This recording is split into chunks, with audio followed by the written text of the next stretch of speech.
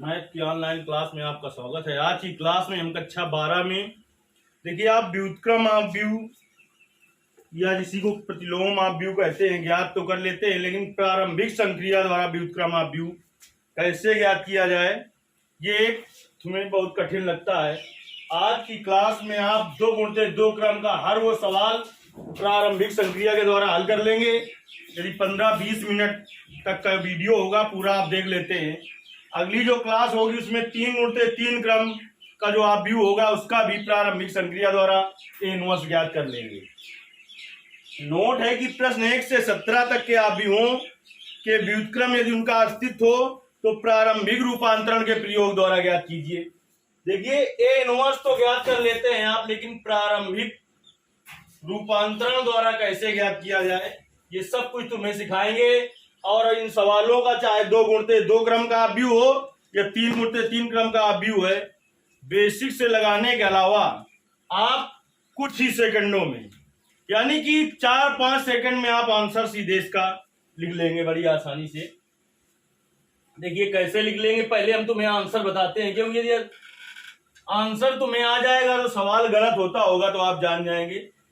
देखिए कि कितनी आसानी से आप जान जाएंगे आंसर कैसे।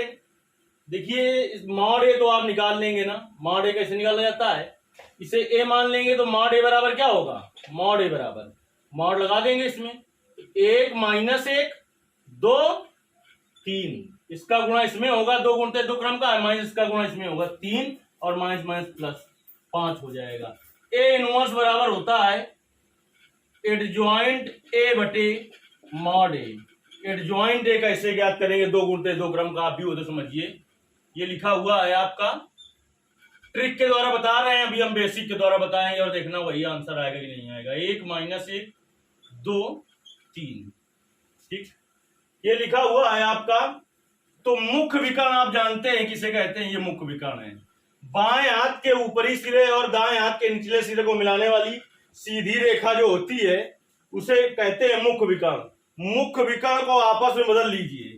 देखिए 1 3 है तो क्या लिख दो 3 1, इसके बाद जो अवयव बचे हैं उसमें माइनस से गुणा कर दो तो -2 और इसमें माइनस गुणा करेंगे क्या हो जाएगा +1, यानी इसका आंसर यही होगा क्या 3 1 -2 1 बटे मॉड ए का मान 5, यानी इसका आंसर क्या आएगा 3 बटे 5 1 बटे 5 -2 बटे 5 1 बटे 5। हमने हल करके बताया, देर लगी, कुछ ही सेकंड में हर सवाल का आंसर ऐसे ज्ञात करेंगे। क्या करना है तुम्हें, मॉड ए पहले ज्ञात कर लेना है, इसके बाद क्या करना है मुख्य विकर्ण देख लीजिए। ये मुख्य विकर्ण होगा बाएं हाथ के ऊपरी सिरे और दाएं हाथ के निचले सिरे को मिलाने वाली सीधी रेखा जो होगी, इनको आपस में बदल लीजिए। इनको क्या करो आपस में बदल लो, बचे हुए जो अवयव उनमें माइनस से गुणा कर दो, उनको वहीं रहने दो, यही आपका आंसर होगा। देखिए फिर हल आंसर हम यहाँ पर लिखे दे रहे हैं और हल करके निकाल रहे हैं, यही होगा कि नहीं होगा 3 बटे 5 1 बटे 5 -2 बटे 5 1 बटे 5। आज की क्लास में हर वो चीज हम तुम्हें सिखाएंगे। आप प्रारंभिक रूपांतरण द्वारा जानते होंगे, लेकिन प्रारंभिक रूपांतरण द्वारा भी ए इनवर्स जो है वो 2 विधियों द्वारा ज्ञात किया जाता है, वो आज आप सीखेंगे। एक होती है पंक्ति रूपांतरण विधि और एक होती है स्तंभ रूपांतरण विधि।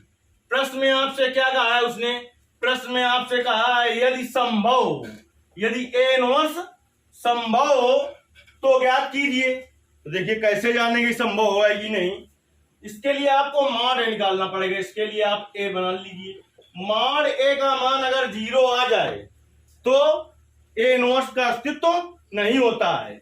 0 के अलावा चाहे कुछ आ जाए तो अस्तित्व होगा, चाहे प्लस में चाहे माइनस में, केवल क्या ना है 0 ना है। अगर मॉड ए का मान 0 आ जाए तो आपको क्या करना होगा, सवाल आगे फिर नहीं हल करना है, लिख देना है चूंकि मॉड ए इक्वल टू 0 अतः ए इनवर्स का अस्तित्व नहीं है। अगर मॉड ए 0 ना है तो कैसे, दोनों विधियों द्वारा सिखाएंगे और आप बड़ी आसानी से देखिए भी सीखेंगे हम। जब लिख के आ जाए रूपांतरण द्वारा तो चाहे आप पंक्ति रूपांतरण विधि द्वारा लगाएं चाहे स्तंभ रूपांतरण विधि द्वारा लगाएं, प्रारंभिक रूपांतरण द्वारा आ जाए। अगर लिख के आ जाए कि पंक्ति रूपांतरण द्वारा करिए, प्रारंभिक संक्रिया के पंक्ति रूपांतरण द्वारा, तब आपको पंक्ति रूपांतरण द्वारा करना है। और जब लिख के आ जाए प्रारंभिक रूपांतरण से तो करना है लेकिन स्तंभ के द्वारा करना है, तब आप स्तंभ के द्वारा करें। और चीजें हम कुछ तुम्हें यहाँ पर बताए दे रहे हैं कि जैसे प्रारंभिक रूपांतरण द्वारा ए इनवर्स ज्ञात करना हो तो सवाल में एक बार जय में ऑपरेशन शुरू करोगे, यानी रो में करोगे तो पूरे सवाल में रो में ही करना पड़ेगा, कॉलम में करोगे तो पूरे सवाल में कॉलम में ही करना पड़ेगा। लेकिन प्रारंभिक रूपांतरण द्वारा ना हो और भी सारणी के सवाल होते हैं, जैसे कहता है सिद्ध कीजिए ए बी सी यहां करके बराबर ए माइनस बी माइनस सी। तो इनमें ये निश्चित नहीं है कि आपने रो में शुरू किया है तो पूरे सवाल में रो में ही करें, कॉलम में शुरू किया है तो कॉलम में करें। लेकिन किसमें ऐसा करना पड़ेगा? प्रारंभिक रूपांतरण द्वारा व्युत्क्रम अपव्यय ज्ञात करने में आपको ऐसा करना ही पड़ेगा कि जिसमें ऑपरेशन आपने शुरू किया है पूरे सवाल में उसी में ही ऑपरेशन करना होगा। चलिए ए मान लिया तो देखिए मॉड ए क्या निकल आएगा यहां से, मॉड ए बराबर जैसे ही मॉड लगाएंगे आप व्युत सारणी में बदल जाएगा। 1 माइनस 1 2 3, इसका 2 गुणते 2 क्रम का हो तो मॉड ए कैसे निकालते हैं? इसका इसमें गुणा करिए, 1 गुणते 3 माइनस 2 गुणते माइनस 1, तो 1 गुणते 3 3 minus minus plus 3 2 5, mod A कितना आ गया? 5 लिखेंगे। चूंकि mod A does not equal to 0 अतः ए इनवर्स का अस्तित्व है, अस्तित्व है तभी आप ज्ञात करेंगे। लेकिन किससे के द्वारा ज्ञात करना है? प्रारंभिक रूपांतरण द्वारा ज्ञात करना है। तो हमने बताया आपको कि 2 तरीके से हम आपको निकाल के दिखाएंगे, पंक्ति रूपांतरण द्वारा और स्तंभ रूपांतरण द्वारा।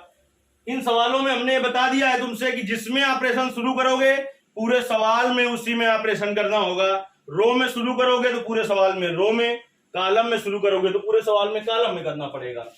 चलिए तो ए बराबर सबसे पहले हम कर रहे हैं पंक्ति द्वारा कर रहे हैं, पंक्ति रूपांतरण द्वारा, पंक्ति रूपांतरण द्वारा प्रतिलोम आप ज्ञात कर रहे हैं। तो सबसे पहले लिखते हैं ए बराबर, आइए ये तो दोनों में लिखेंगे, पंक्ति और स्तंभ दोनों में। ए का मान रख दीजिए यहां पर, ए का मान क्या है? 1 माइनस 1 2 3, आई का मान आइए या ए आई कुछ भी लिख सकते हैं, इस वाले ए का मान नहीं रखा जाता है। आई का मान 2 गुणते 2 क्रम का अपव्यय है तो 1 0 0 1, 3 गुणते 3 क्रम का होता है तो 1 0 0 0 1 0 0 0 1 रखते। ऑपरेशन जैसा इधर करेंगे ऐसा ही इधर करेंगे, दोनों तरफ करना पड़ेगा। पंक्ति रूपांतरण द्वारा कर रहे हैं तो मतलब पूरे सवाल में पंक्ति के द्वारा ही करेंगे। कब तक ऑपरेशन करना है? जब तक ये वाला जो ए है आई न बन जाए, यानी जब इधर क्या आ जाएगा 1 0 0 1 तब ऑपरेशन करना बंद कर देंगे। देखिए और कुछ ट्रिकें सीख लीजिए। यदि R1 का ऑपरेशन कर रहे हैं आप तो इधर तुरंत R1 ही लिखेंगे, R1 में R2 जोड़ेंगे या घटाएंगे। ठीक, R2 का ऑपरेशन कर रहे हैं तो टाइम्स 2 के बाद तुरंत R2 ही लिखेंगे और R2 में R1 जोड़ेंगे या घटाएंगे। अगर C1 में करते बेटा तो यहां पर C1 ही लिखते, C2 जोड़ते या घटाते, और C2 का जब करेंगे तो यहां पर C2 ही लिखेंगे पहले, C2 में C1 जोड़ेंगे या घटाएंगे। ये चीज भी सीख लीजिए। अब देखिए एक एक चीज बनाना शुरू करते हैं, जैसे कि पंक्ति रूपांतरण द्वारा कर रहे हैं तो ये पहली वाली क्या है? पहली वाली क्या है? ये है R1, ये क्या है? R2, ये क्या है? R1, ये क्या है? R2, ये क्या है? C1 C2 C1 C2। देखिए R1 में पहले 1 चाहिए हमें, कब तक ऑपरेशन करना है? जब तक इधर क्या न बन जाए 1 0 0 1 न बन जाए। तो 1 चाहिए, 1 है, इसको भी ऐसे रहने देते हैं। यानी R1 में हम दोनों तरफ कुछ नहीं कर रहे हैं, R1 में हम दोनों तरफ कुछ नहीं कर रहे हैं। तो 1 माइनस 1 2 3 नहीं, R1 में कुछ नहीं कर रहे हैं तो दोनों तरफ R1 में कुछ ना करेंगे।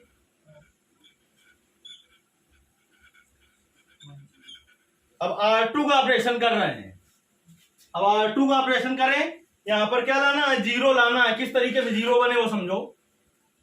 R2 का ऑपरेशन तो R2 तो पहले लिखेंगे ही, अभी हम समझा रहे हैं, कुछ बिगड़ना नहीं है। R2 तो लिखेंगे, हमने कहा टेंस टू के बाद तुरंत R2 लिख देना है, ठीक। R2 का ऑपरेशन करेंगे R1 या A, R2 का ऑपरेशन करेंगे R2 टेंस टू R2। अब प्लस में या तो R1 करेंगे या माइनस करेंगे, मतलब R2 टेंस टू R2, और इसमें या तो प्लस R1 करेंगे या तो माइनस R1 करेंगे। तो क्या करें कि यहां 0 बन जाए। इन दोनों को पहले एलसीएम ले लिया करो, 2 1 का एलसीएम क्या होगा 2 होगा। तो यानी R2 का ऑपरेशन कर दें R2 minus 2R1, R2 minus 2 लाना है, तो इसमें तो 2 आई, यानी R1 में 1 से गुणा करना है, तो 1 में गुणा करो चाहे ना करो, R2 में 2 से गुणा कर दो।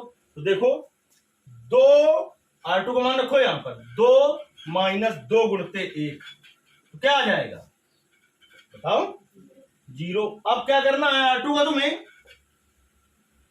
R2 माइनस 2R1 से करना है, R2 माइनस 2R1 से। R2 का मान 3 माइनस 2R1 का मान माइनस 1, तो माइनस माइनस प्लस, 3 2 5। अब देखिए R2 का R2 माइनस 2R1 से करना है, तो R2 का मान देखो क्या है यहाँ पर 0 माइनस 2 गुणते 1, तो क्या आ जाएगा -2। 1 माइनस 2 गुणते 0 क्या आ जाएगा 1। अब देखिए काय में ऑपरेशन कर रहे हैं, आर में कर रहे हैं। तो अब देखो, अब तुम्हें कॉलम में कुछ नहीं देखना, रो में ही देखना है।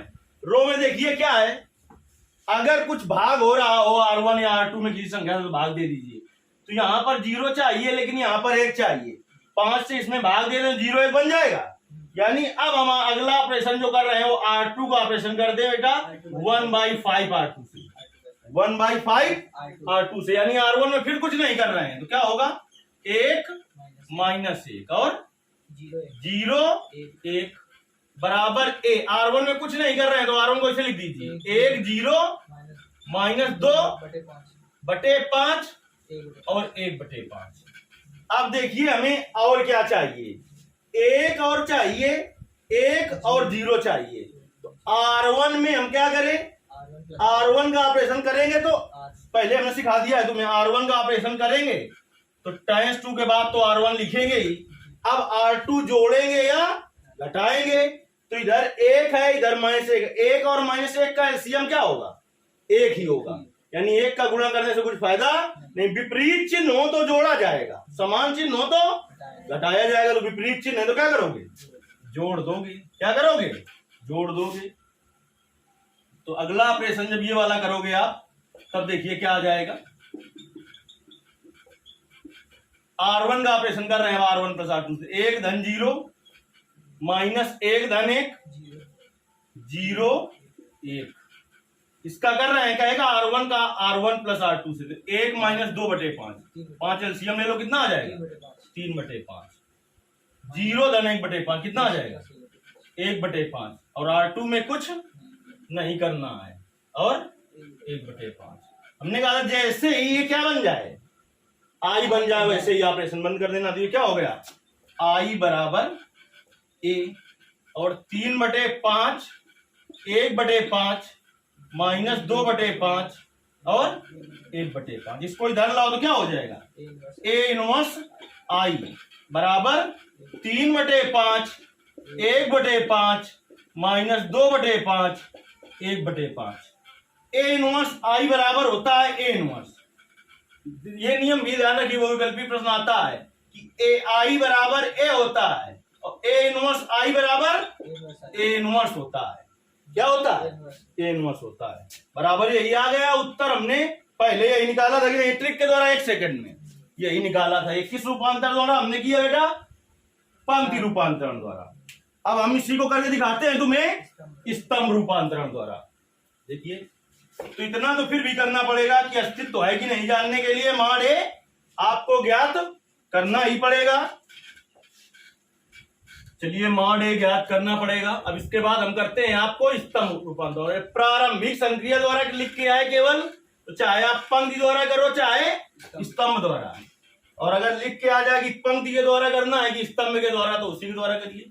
ये आप इस चैप्टर के सबसे कठिन सवाल पढ़ रहे हैं, जैसे हमने ट्रिक के द्वारा आपको 2 गुणते 2 क्रम के निकाल के दिखाए हैं आंसर कुछ सेकंड में, 4-5 सेकंड में, ऐसे ही 10 से 15 सेकंड में 3 गुणते 3 क्रम का आंसर निकाल लेंगे और फिर बेसिक के द्वारा ऐसे हल करेंगे। नंबर आपको कैसे मिलेंगे? बेसिक के द्वारा हल करेंगे, जैसे कि पूरा हल कर रहे हैं ऐसे। लेकिन कोई कंपटीशन में आप बैठे हो तो 4-5 सेकंड में, और यूपी बोर्ड में भी क्यों आवश्यक है कि उससे उत्तर की जांच आप बड़ी आसानी से कर सकते हैं। अब हम करते हैं स्तंभ रूपांतरण द्वारा। स्तंभ रूपांतरण द्वारा चलिए, तो सबसे पहले लिखेंगे ए बराबर आईए या ए आई। ठीक, इस वाले ए का मान रखा जाता है, रखो 1 - 1 2 3, और ए आई का मान 1 0 0 1। अब हम ये C1 है, ये C2, ये C1 है, ये C2। अब R1 R2 में कुछ नहीं करेंगे, तो बताया हमने C1 का ऑपरेशन जब करेंगे तो C1 टेंस टू C1 होगा। अब इसके बाद C2 या तो जोड़ेंगे C1 में या घटाएंगे। C2 का जब करेंगे तो क्या करेंगे? C2 टेंस टू C2 ही होगा, C2 जोड़ेंगे या घटाएंगे, C1 जोड़ेंगे या घटाएंगे।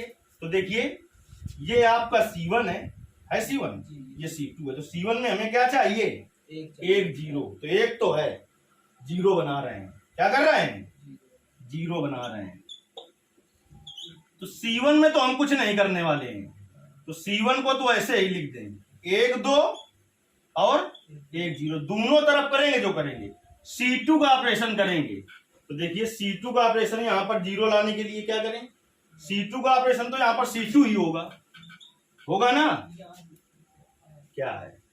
वहां 0 आएगा, C2 C1 का ऑपरेशन कर रहे हैं ना, C1 का कर रहे हैं। C2 वहां ऊपर 0 बन जाता, -1 की जगह, -1 की जगह जल्दी 0 बन जाता। कैसे -1? जहां -1 का C1 + C2 का है, तो 1 - 1 0, C2 टेंस टू C2। तो यहाँ पर 0 चाहिएगा, C2 की जगह पे C2 tense to C2 + C1। चलिए उसी का कर लेते हैं। C2 का कर लें, C2 + C1 से। तो C1 को कुछ ना करें, 1 2 और 1 0। C2 का कर लें, C2 + C1 से, तो क्या आ जाएगा? 0 और 5। यहाँ पर क्या होगा?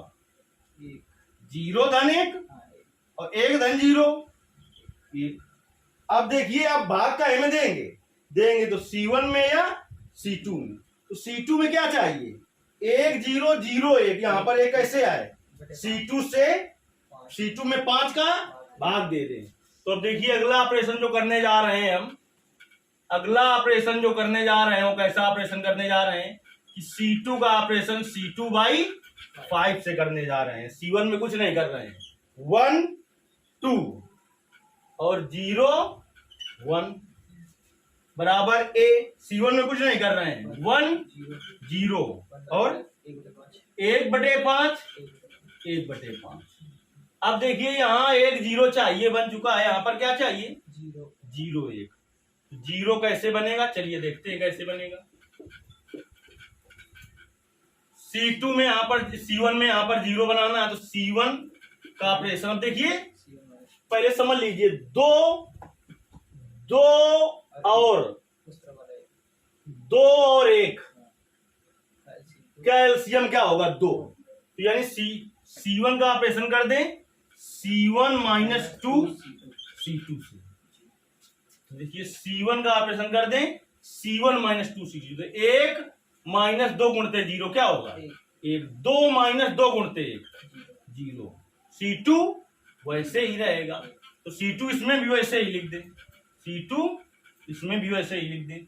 अब C1 का ऑपरेशन कर रहे हैं C1 - C2 से, तो यहां पर कर दो 1 - 2/5। तो 5 - 2 क्या गया? 3/5। क्या गया? 3/5। फिर 0 - 1/5 माइनस 2 गुणते हैं 0 - 2 गुणते 5, तो क्या आ जाएगा? -2/5। ये क्या है? आई है। तो आई बराबर A और 3/5 1/5 -2/5 और 1/5।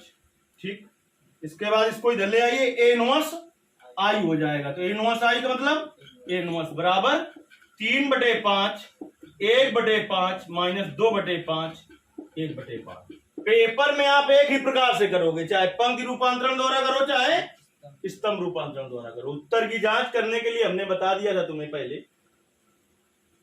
कैसे दूसरे सवाल में फिर से देख लेना, ट्रिक के द्वारा कैसे बताया था हमने, इसी में चाहे एक बार और समझ लो। हमने कहा था ए इनवर्स बराबर एडजॉइंट ए बटे माडे होता है, तो माडे का मान कितना हो जाएगा 3 2 इसका इसमें गुणा माइनस इसका इसमें गुणा 5।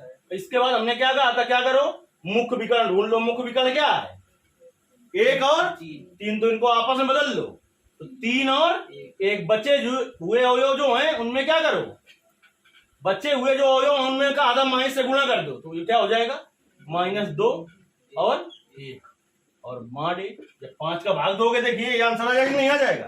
कोई भी सवाल होगा बिल्कुल आंसर 1 सेकंड में आप लिखेंगे।